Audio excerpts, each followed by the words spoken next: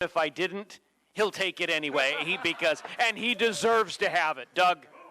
I love you, Senator Argyle. Thank you for being willing to use your committee to do this hearing. So we pulled the trigger yesterday morning around 9 a.m., and look what happened here. And as Jesus said, you shall know the truth, and the truth shall set you free. Guess what? Guess what? The truth's out there. Media, you should have found these witnesses. You need to do your job. Now you see them out here. Do your job.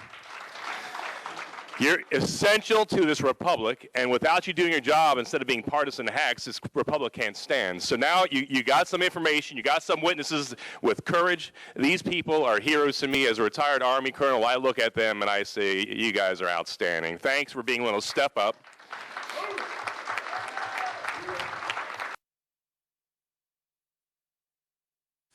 Because I am cognizant that the so-called tolerant people on the left will not show much love or tolerance to people they disagree with.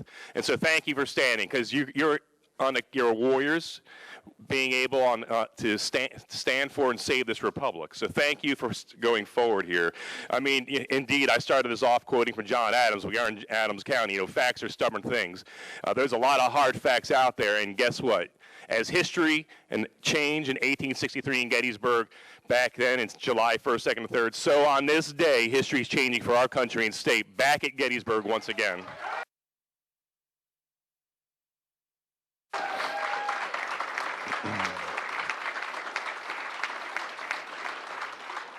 I mean, I don't even know how this happened in America. We could send 50 years ago, you know, men to the moon, but we can't have a safe, secure election in Philadelphia and Pennsylvania. What's going on here? It's got to be by design, because we have the technology, we have stealth aircraft that are the envy of the world, but we can't run an election better than Afghanistan.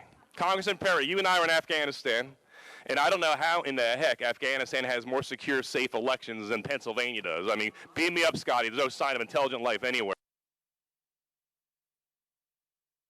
Really? We move heaven and earth with American dollars to secure elections in Iraq and Afghanistan and elsewhere. We can't do it in our own state. It's by design. There's people in Pennsylvania not interested in safe, secure elections, and we have to correct this. There's two things that need to happen. First off, we need to make sure the real winner is sent forth from this presidential election. And number two,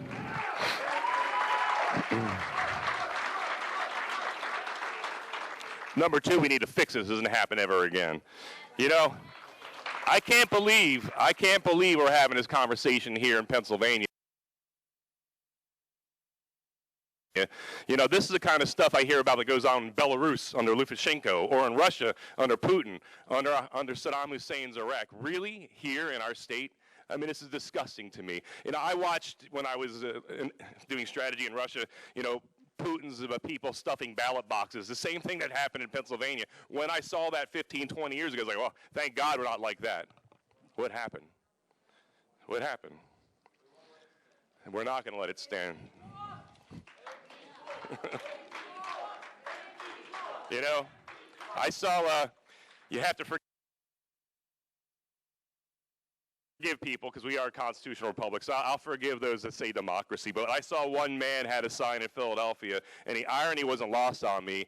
Democracy dies in Philadelphia. Can you imagine the irony of that? You know, where the light of liberty was lit in 1776, it transformed this world. Where in this very same state, a new birth of freedom.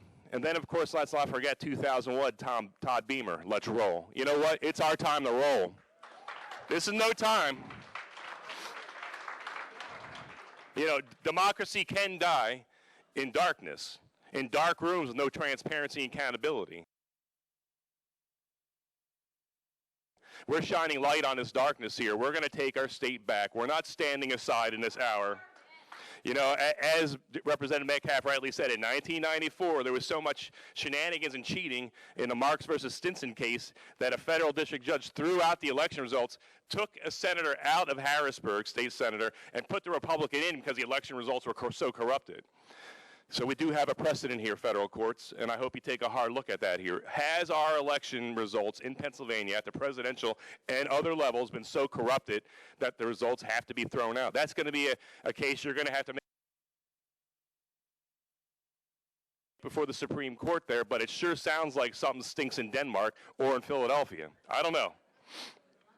You know, one vote, one person, one legal vote per person, and any cheating goes in there disenfranchises an American. And I can't believe this is happening here, and we're not going to let it stand. I don't know why it's so hard. You know, I know it's hard because this has been going on here for a lot longer than we imagine. But in Galatians 6:9, we're told by St. Paul, grow not weary doing good, because in due time you'll reap your harvest. We're going to reap our harvest.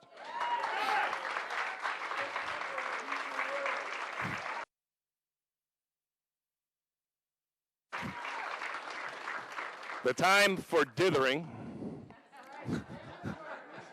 the time for dithering and deliberation is over. It's time for decisive action.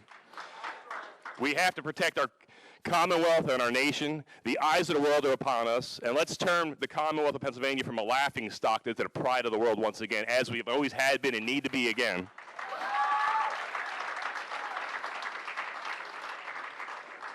This is our day, this is our hour, this is our time.